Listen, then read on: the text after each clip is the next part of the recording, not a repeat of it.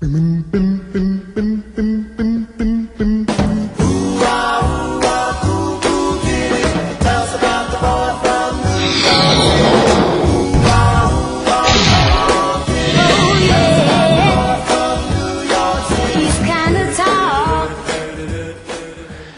9번에 보시면 이제 등기 절차가 있는데 조합원은 토지 등기, 조합원은 건물 등기, 토지 등기, 일반 분양자는 이전 등기, 공공시설 등기는 해당 관리청 앞으로 직접 보존 등기.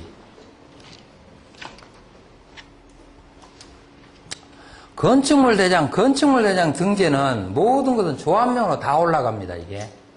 토지 대장이든 건축물 대장이든 모든 것은 조합명으로 올라가요.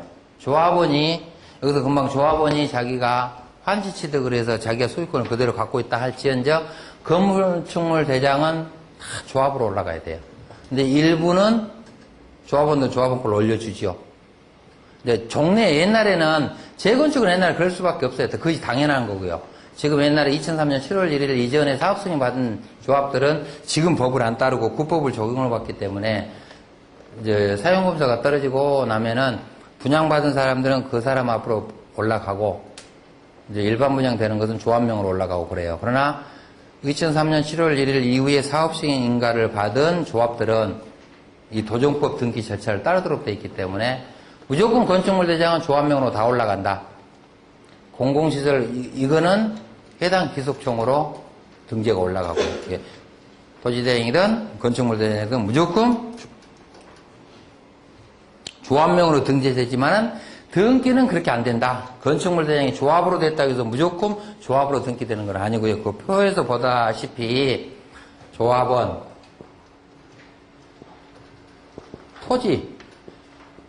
토지는 전원 100% 보존입니다. 100% 보존. 토지는 만약에 조합원이 1000명이 됐다. 그러면 이 1000명 앞으로 100 보존을 해야 돼. 1000명 플러스 조합이겠죠. 이렇게 보존 등기를 하는데, 이제 지분을 정리해서. 이거를 영어로 본다고 하면은 합동한지라고 그래요, 한지 중에서도 합동한지. 수개의 여러 땅을 하나의 땅에다가 공유지분 특권을 집중적으로 주는 방식, 한지. 그것이 합동한지라고 그래요, 용어상. 우리 도시개발법 용어가 나오는데, 합동한지. 등기 절차에서는 합병형 환지, 법률적 용어는 합동환지 이렇게 이제 우리 용어를 쓰고 있는데요. 그러다 보니까 실무에서 어떤 문제가 일어나냐? 한 사람이 뭐가 안 돼버린다는 얘기. 그럼 일부 보존 등기를 못 하잖아요. 우리가 솔직히 지분적 보존 등기로는 100%라니까 이번에 애교가 좀 바뀌었죠. 주민등록번호는 첨부를 안 해도 지장이 없다 하고 나왔죠. 이런 문제가 터지니까 이제 이게. 주민등록번호 붙이는 게 가장 좋겠죠, 당연히. 이제 최종 주소를 해줘야 되니까, 이게 주민등록 없이 100% 보존 등기가 가능하다. 이때 조합은 원시 취득이 되고, 자기 땅도 없는 걸 새로 취득을 하잖아요, 재개발은. 물론 이제 일부 취득한 것도 있겠죠.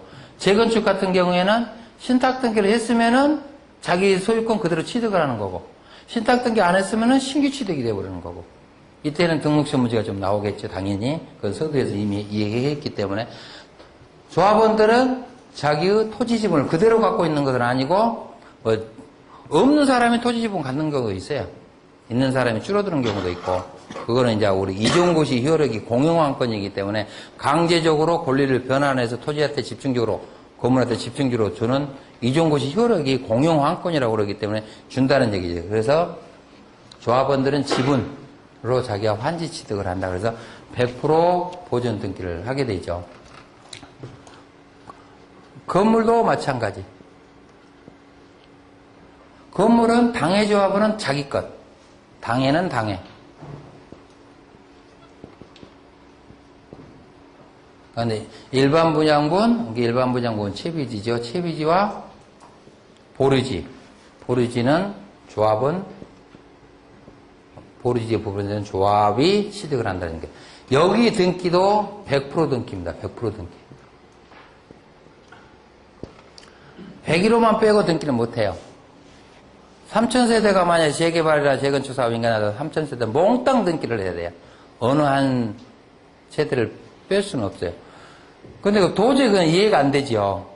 일반인으로서는 이해가 안 돼. 왜 내 재산권 내가 등기하면 될 일이지. 왜 한 번에 넣으라 하냐. 그 이해하는 방법은 공용환권 때문에 그래, 공용환권. 기존에 수없이 토지와 건물이 얽혀있고 설켜있단 말이에요. 여기에 뭐 땅도 10평 있고 5평 있고 건물도 유허가 있고 무허가 있고 땅만 가지고 있는 사람, 뭐 건물만 가지고 있는 사람, 토지 건물 몽땅 가지고 있는 사람, 이렇게 얽혀서 있는 사람을 집중적으로 이종고시를 통해서 공용환권을 통해서 권리를 부여를 해버린다는 얘기야. 강제적으로. 자, 이거를 강제적으로 권리를 부여를 해버리면 했는데 여기서 지 마음대로 하라고 하면은 여기 있는 등기를 다 무시해버릴 수가 있다는 얘기예요. 등기를 하면서. 내 권리를 다 빼버리고 등기 볼 수가 있다는 얘기죠. 그러면은 법의 취지가 도저히 안 맞아 들어가죠. 기존 재산이 신축권을 그대로 100% 넘어가야 되는데 그렇기 때문에 일괄신청입니다. 그래서 공용환권 원리가 있기 때문에 일괄신청 100% 등기다.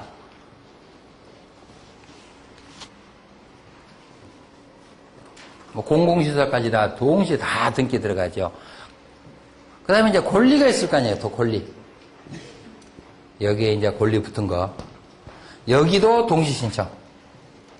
담보권 등에 관한 등기 이렇게 우리 규칙에 나와 있어요. 그러니까 이 세 개는 몽땅 토지 건물 권리는 몽땅 들어가야 돼요. 몽땅. 건물 접수번호 하나입니다. 토지보전 등기 접수번호 하나고요. 권리 등기는 권리별로 접수번호 매겨요. 이거는 뭐 중첩될 이유가 없잖아요. 서로. 그러면 한 집에 두 개, 세 개가 권리가 있을 때는 기존의 재산을 걸 봐가지고 권리를 순서를 정해놔야 돼요.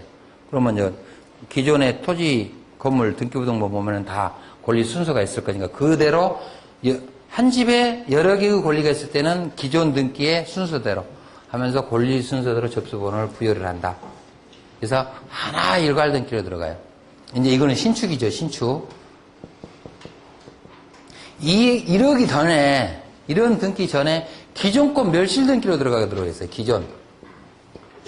기존의 건물도 멸실 등기를 하고 토지도 멸실 등기를 하라 하고 동시에 들어오고 우리 등기 규칙은 그렇게 규정이 돼 있어요. 그러니까 접수번호가 여기서 하나 나오고요. 여기도 뭐 백필지라고 해서 백필지 이렇게 들어가는 거 아니고 딱 한 건으로 들어갑니다. 정전토지 말소 이렇게 한 건 들어가고 여기도 접수번호 하나. 접수번호 여기도 하나 권리별로 쫙 나오죠. 그래서 이 폼으로는 안 돼요, 이게. 전혀 이 폼으로는 도저히 안 되는 거예요. 수작업을 할 수밖에 없어. 수작업으로 하시는 분들 아마 날새기 할 거예요, 아마. 재개발 앞으로 하시려면은 이거는 프로그램 짜지 않는 이상은 도저히 힘들어요. 큰 날밤을 샌다고 얘기해요. 다 연계가 돼야 되거든, 이게. 순차적으로 다 연계가 된다면. 기존 권리가 이렇게 붙어야 되고. 이거는 프로그램으로 막, 엑셀만 잘 하신 분은 아마 이걸 해결해 내실 거고. 하여튼 법은 기존 신축 등기는 똑같이 들어가거라. 하나도 빠지지 않고 들어간다. 확고한 권리입니다. 그거는 이미. 그리고 등기 신청인은 누굴까? 조합이다 이게 조합. 사업 시행자. 조합이라기보다는 사업 시행자 조합. 조합이 저 등기를 다 해주라 이거예요. 조합이. 그러면 등기비 더 내고 많이 내고 이런 것은 나중에 이종고시 이후에 등기 끝나고 나 청산금 절차에서 다 저거는 해결하라는 거예요, 법은. 근데 현재의 실무는 청산금 절차가 없죠. 실무에서는 법은 하라고 해놨지만은 가청산을 해서 관리처분때 이미 돈을 다 받아서 해버리죠. 이게 관리처분 하실 때, 그래서 우리 법무사들이 필요하다는 이유가, 그 조언을 할 이유가, 관리처분에는 사업계획서 자금 운용계획 넣도록 돼 있어요. 자금 운용계획에 분명히 보존등기 비용, 이런 비용을 분명히 넣어주셔야 돼요. 그거 안 넣어놓으면 이 보존등기 못 해냅니다, 이게. 돈이 없으니까 조합에서 안 주잖아요. 조합한테 걷어서 하라는 거거든. 그런데 실무에서 이제 어쩔 수도 없다 보니까 조합들이 기본적인 거 수수료는 조합이 되고 공과금들은 조합원들한테 내라고 그러잖아요. 조합원들이 안 내면은 그냥 등기소에서 그대로 등기를 해버릴 수 있는 방법밖에 없어요, 지금. 그래서 이제 행자부 같은 데서 이제 브레이크가 걸리는 이유가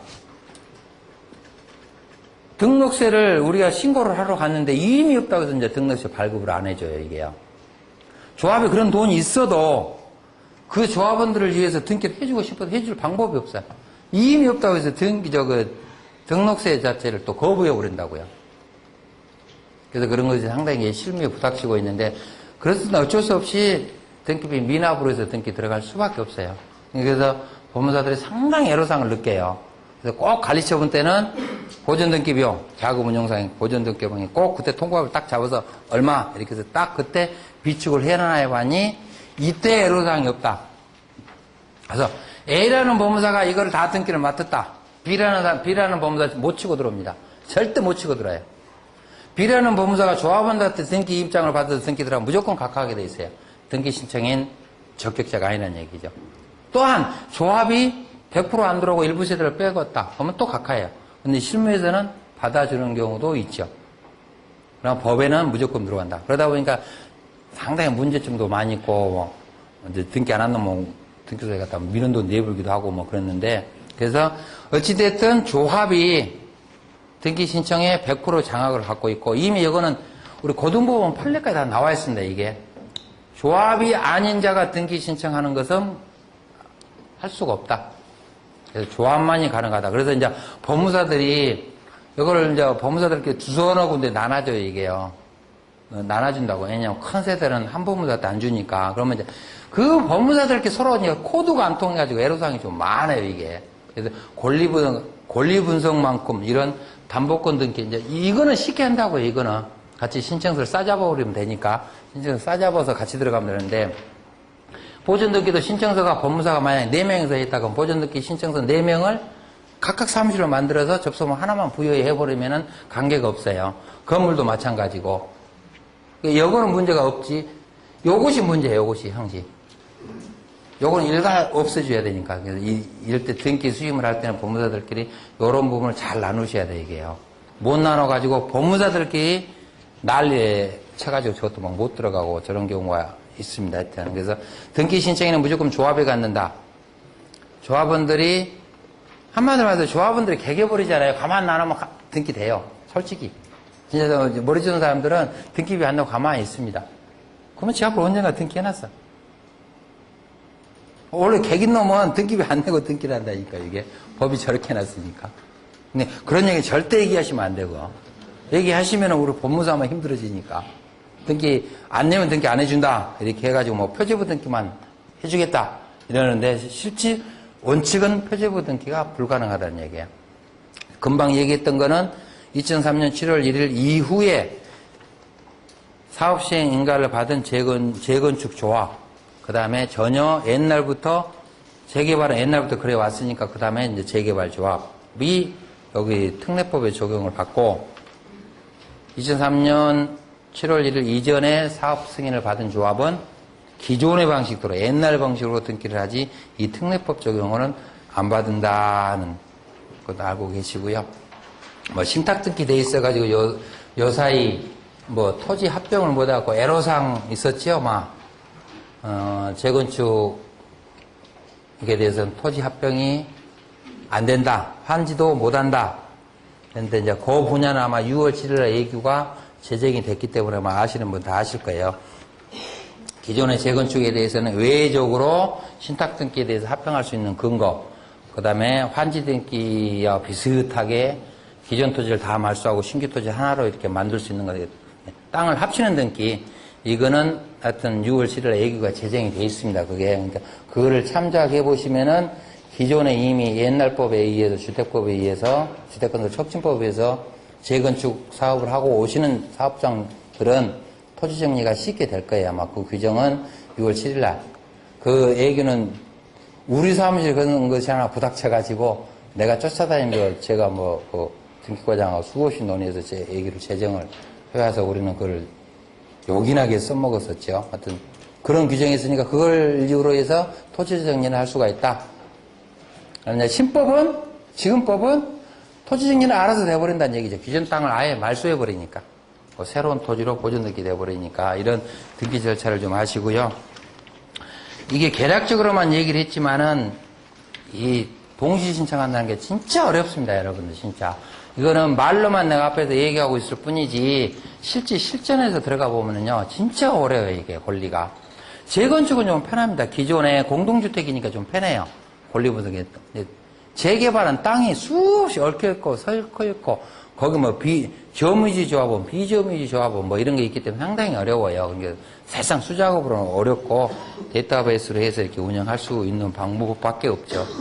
그래서 이제 그런 것을 많이 연구하시는 분들이 나름대로 메리트를 갖고 이런 시장들을 많이 좀 장악하고 있는 조합원들도 아주 법무사들도 계시죠. 그래서 교재 52쪽을 보면은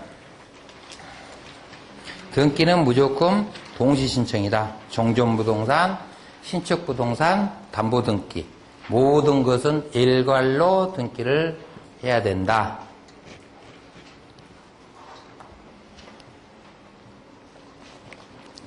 그 다음에 이제 등록시를 받을 때 지방세법상 감면규정들 이렇게 보시면 아는데요.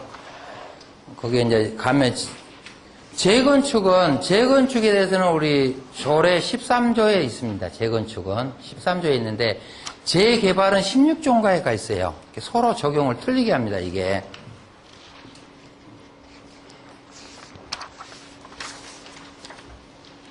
그래서 내가 이게 책자에 보면은 일반 분양자 조합, 재개발 조합, 재건축 조합 이렇게 재건축 시장 이렇게 해서 다 구분을 해놨는데요.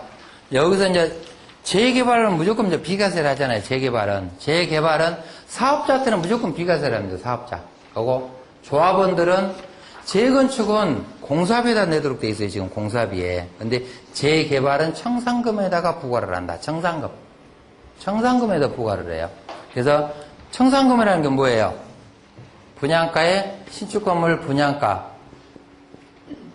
마이너스 권리가. 이것이 자기들이 청산금이에요. 그냥 청산금 용어를 하지 말고 부담금이라고 얘기를 하시라고. 그냥 부담금. 이 부담금에 대해서 등록세를 매긴다. 재개발은. 그러나 재건축은 공사비에다가 매긴다.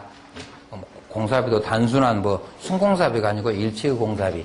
그 중에서 비과세 대상 뺀 나머지 공사비의 과세 표준액을 잡는다. 아주 복잡해요. 여기서 이제 재개발 같은 경우는 이건 좀 공부를 하셔야 돼요. 조합원도 원시조합원, 재건축은 조합원들은 무조건 원시 승계 따지지 않습니다. 재개발은 원시하고 승계를 따져요. 원시조합원, 승계조합원, 이 말 들어보셨을 거예요. 이에 따라서 세제 혜택도 달리 해주고요. 등록세 규정도 달리 해주고 있습니다. 근데 이 구분하는 시점은 최초 사업 시행 인가일. 최초 인가일이에요. 책에는 없습니다. 최초로 사업 시행 인가일 현재의 소유자가 그대로 준공때까지 따라오는 조합원들은 원시조합원. 그동안에 명의 변경이 됐던 사람은 승계조합원. 여기서 구분을 하죠. 그래서 원시조합원에 대해서는 세제 혜택을 주고 있고요. 승계조합원에는 세제 혜택을 안 주고 있어요. 다만 승계조합원들은 이중과세가 분명히 생기죠. 내가 시합시행 인가의 일 이후에 승계를 했을 때 이때 등기비가 분명히 들어갔다는 얘기예요. 이때 등기비가 분명히 들어갔어요. 취득세 등기, 기존 출자재산을. 근데 신축에서 또 내게 되잖아요. 그래서 이중부담이 되기 때문에 이미 기존에 냈던 등록세는 빼준다. 신축 건물 등기할 때 이걸 빼주는 거예요, 또. 그러니 법무사가 얼마나 복잡하겠어요, 이거. 세금 빼내려니. 기존 재산까지 다, 그때 등기 당시 과세 표준액까지 다 인정을 해서요. 그래서 이렇게 공식은 인정하고요. 원시조합원에 대해서는 25.7평 이하는 100% 감면입니다. 100% 감면. 이건 16조, 이건 조례에서 다 해결돼요, 조례에서. 그 다음에 초과되신 분은 부담금에다가 또 내요. 이렇게 원칙적으로 지방세법상에서는 부담금으로 내기를 해놨는데, 조례에서는 원시조합원 중 25.7평 이하는 아예 100% 면제를 해줘라. 이렇게 규정이 되어 있어요. 이게 두 군데에서 면제 규정이 따로따로 있다는 얘기죠. 그러니까 이거 수없이 읽어보셔가지고 도표로 한번 만들어 보셔야 돼요, 이게. 오늘 이거 들어가지고 절대 머릿속에도 안 나올 것 같고. 이제, 재건축에서 좀 유의하실 게, 재건축에서 유의하실 게, 재개발은 보존 등기가 늦게 들어가든 빨리 등기 들어가든 무조건 감면을 해줘요. 무조건 감면을 해주는데 재건축은 조건부 감면이에요.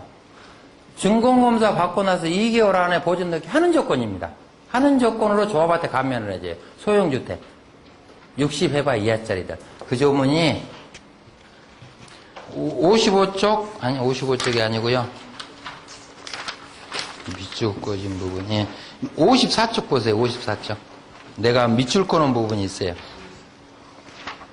그건 재건축입니다. 재건축에서 60해봐 이하 전용 문제 18평 60해배 이하에 대해서는 재건축 조합이 취득하는 부분에서는 100% 면제를 하고 있습니다. 그런데 다만 그 조건은 준공받은 날로부터 2개월 이내에 등기를 하라는 얘기고요. 재개발은 무조건 관계없이 평행에도 관계없이 무조건 재개발은 무조건 감면을 해버리는 거고요. 그러다 보면 이제 우리가 현실에서 어떤 문제가 터지냐면은요. 자, 절차를 한번 가만 보시면은 준공이 떨어지고 나면은 확정 측량을 하죠, 우리가. 그 다음에 이전고시를 하고, 그 다음에 등기를 하는 거예요. 뭐, 등기, 이게 준비기간만 해도 상당히 걸리는데, 이 사이가 2개월 안에 다 끝내야 된다는 얘기예요. 결론은. 면제를 받으려면은. 이게 법무사가 이걸 노력하지 않으면 안 돼요, 이게. 재건축의 큰 사업장에서 이 60회바 이하는 분명히 존재를 하니까요. 소형 의무 평형 비율이 있기 때문에 저건 다 존재합니다. 그래서 저거를 면제받으려면은 어찌됐든 준공이 나면은 2개월 안에 확정 측량 이전고시 등기 절차까지 다 마무리가 돼야 된다. 재건축에 대해서는. 그게 상당히 우리 법무사로는 위험 부담도 있고 진짜 촉박하다는 거예요, 기간이. 이거는 그래서 미리서 준비를 명확하게 해야 돼요. 이제 요거에 대해서 문제점도 우리가 막 제시를 하고 했는데 뭐 위에는 뭐 그런 개념이 없으니까. 그래서 이런 부분을 좀 중요시 하고요. 재건축 재개발 구분하지 않습니다. 그냥 시장 정비사업으로 봐요. 그냥 정비사업으로만 보고요. 굳이 구분할 필요가 없고 구분하면 더 복잡해져요. 근데 구분 안 하도록 아예 정비사업으로 하도록 돼 있고요. 특례 규정이 있습니다. 그게. 그리고 그 시장에 대한 특례법이 없을 경우에는 우리 도시및 주거환경정비법 도정법을 적용하도록 되어 있는데 준용하도록 되어 있는데 도정법이 그대로 준용되는 게 아니고요. 도시환경사업 부분만 인정이 돼요. 그 부분만. 그렇기 때문에 앞으로 시장 재건축 아니 시장 정비사업은 재건축이든 재개발이든 관계가 없이 미동의자들한테는 이제 토지 수용도 가능하다는 원리가 나오고 아무래도 좀 편리하다는 얘기죠. 도시환경사업이 가장 편리하니까. 그래서 그런 특례 조항이 좀 있더라. 그것도 좀 보시고요. 그리고 이제 세제지로는 100% 세제를 지원한다는 거고요. 이 정도 되면 아마 등기 절차는 거의 이제 이해를 하셨을 것 같고, 이 등기 절차가 문제가 아니고 준비하는 게 상당히 힘들어요. 준비하는 게. 아주 준비하는 게 힘들어요. 이게 토지보존 등기 목록만 만드는 것도 엄청나게 힘들죠, 이게요. 지분이 똑 떨어져야 되는 거고.